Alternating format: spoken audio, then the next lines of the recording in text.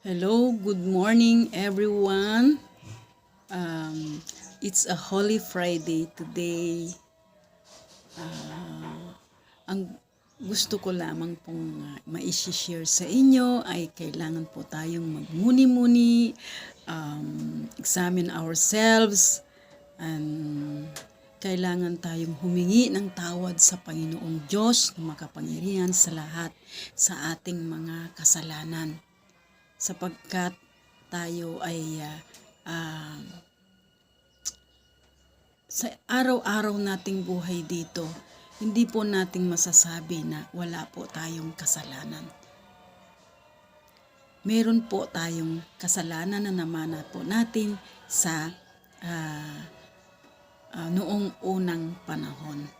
Pero hindi lang po iyon dahil sa habang nabubuhay po tayo dito sa mundong ito ay kakagagawa na po tayo ng kasalanan. In words, in actions, in our minds, at saka sa ating puso. Halimbawa, kung ano yung sinasabi mo, yun ay galing sa puso mo, galing sa isip mo. Kaya, dapat hindi po tayo gagawa ng kasalanan na ikapapahamak po ng ating kaluluwa o ang ating espiritu. Sapagkat po, tayo ay nabubuhay po dito sa mundo, hindi upang magyabang, upang magmataas, hindi po. Dahil po tayo ay mamamatay din lamang.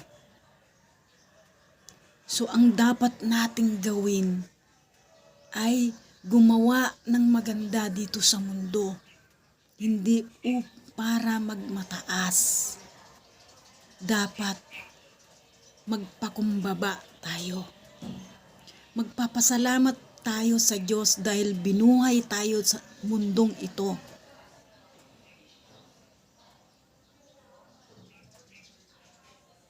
Kailangan nating magpakumbaba.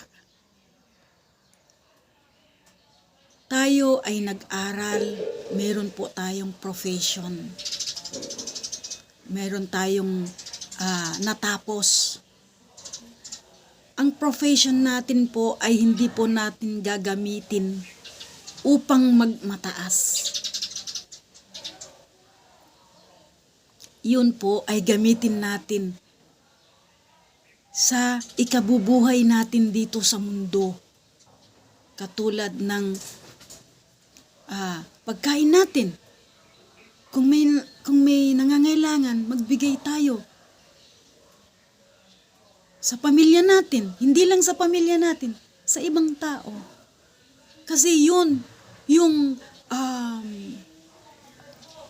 skill natin, or yung talent natin na binigay ng Diyos, yun ay gagamitin natin dito sa mundo para sa ating pamilya, para sa ating mga kaibigan, mga kakilala, kung may nangangailangan sa atin.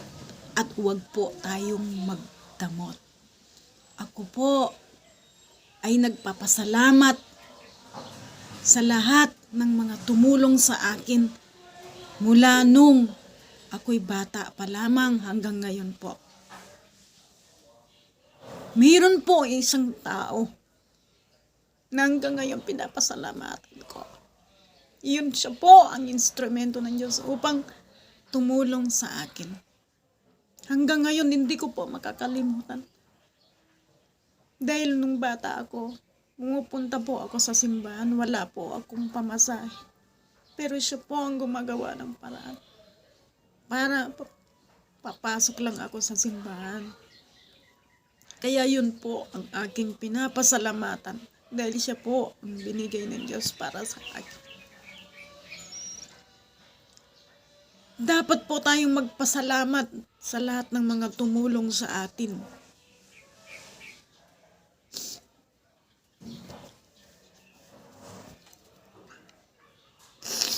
Magpapasalamat po tayo sa Diyos dahil Hindi tayo pinababayaan.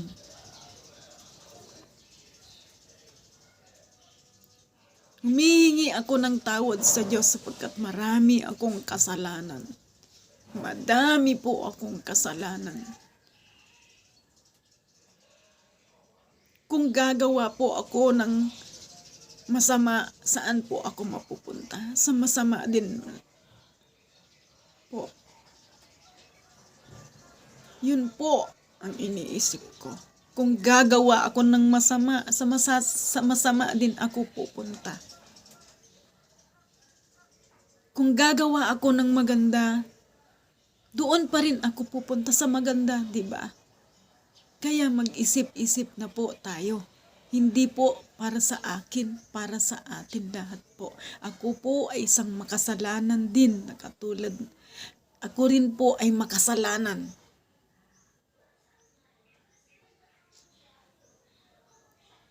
Madami po akong kasalanan.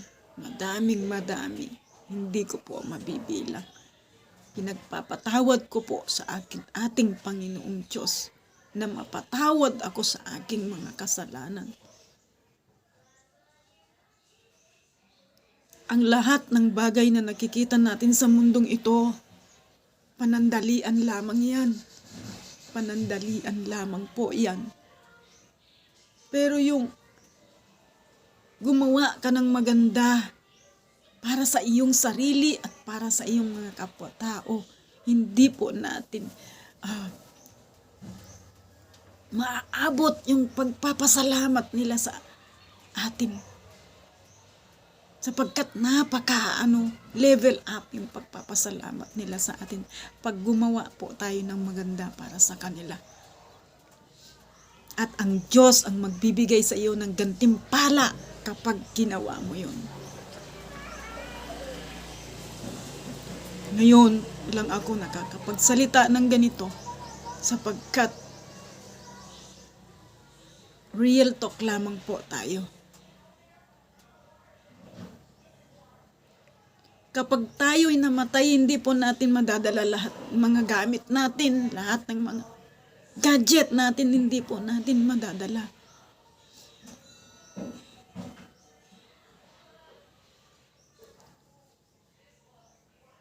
Huwag po tayong magmataas sa ating sarili. Kailangan po tayong magpakumbaba katulad ng ginawa ng ating pinakamamahal na Diyos. Ng ating pinakamamahal na Jesucristo. Siya ay nagpakumbaba para sa ating lahat.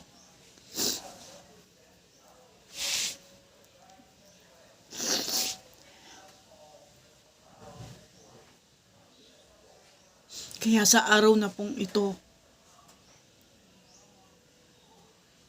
magpakumbaba po tayong humingi ng tawad sa mga kasalanan natin.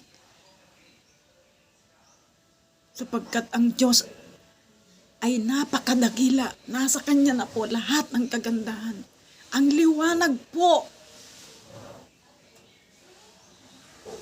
ng heaven. Sapagkat po, nung tayo'y nasa pandemya, ang espiritu ko po ay napunta doon sa langit. Nakita ko po ang kaliwanagan ng Diyos. Kaliwanagan ng langit, ng heaven, O Lord. Nating lahat. Napakaliwanag po. Hindi ko po maidilat ang aking mata nung pumasok po ako doon sa meron po akong pinausukan na clouds. Yung espiritu ko po. Sobrang liwanag, hindi ko po maidilat ang aking mata. Hanggang meron po akong narinig na boses. Boses lalaki po na parang agos ng tubig. Nasa Bible po yan. Hanggat sa meron pong tumapat sa akin na liwanag ng Diyos. Liwanag po. Sobrang liwanag po. Binaba niya po ako doon sa may pinasukan ko hanggat sa nakita ko na lang yung clouds na blue sky. Bumalik po ako sa sarili ko. Doon ko nalaman na mahal ako ng Diyos. Binigyan niya pa ako ng pag-asa para mabuhay dito sa mundong ito.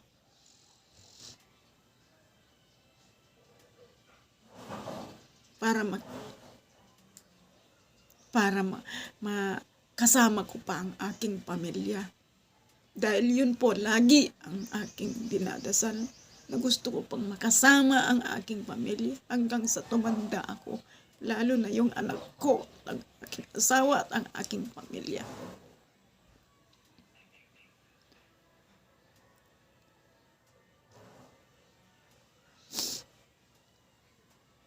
Kaya tayong mga Pilipino, mga tao sa ibang bansa o sa ibang bayan, wag po tayong magmataas.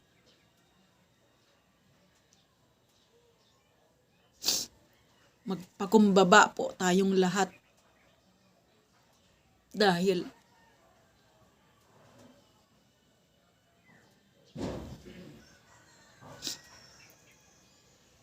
mawawala rin po lahat ng mga nakikita natin.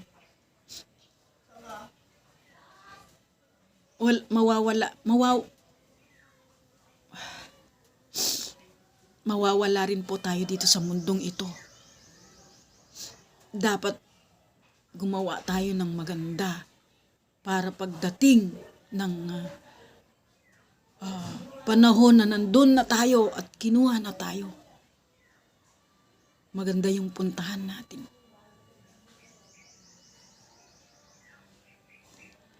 Kailangan tayong magpakabait at hindi po tayo para pasaway.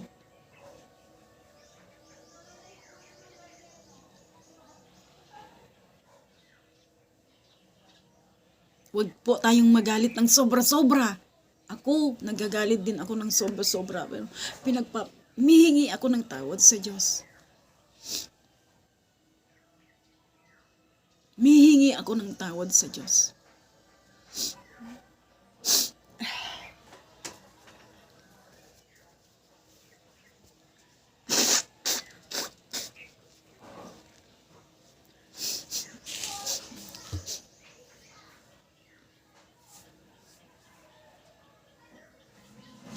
Ako ay merong nararamdaman.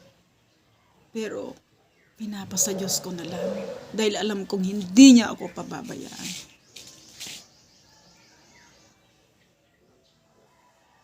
May tiwala ako sa Diyos. May tiwala ako na hindi niya ako pababayaan. Hanggang sa huling hininga ko, hindi niya ako pababayaan.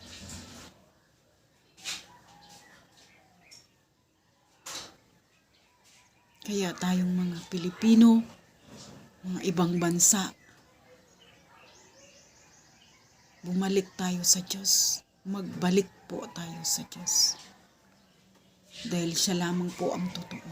Katulad ng sinabi niya, I am the way, the truth, and the life.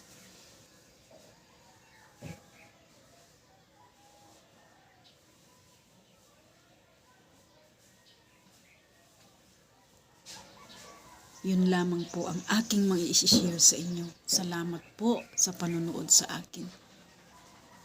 Let's love, love, love, and have peace in our heart. Maraming salamat po. Maraming salamat.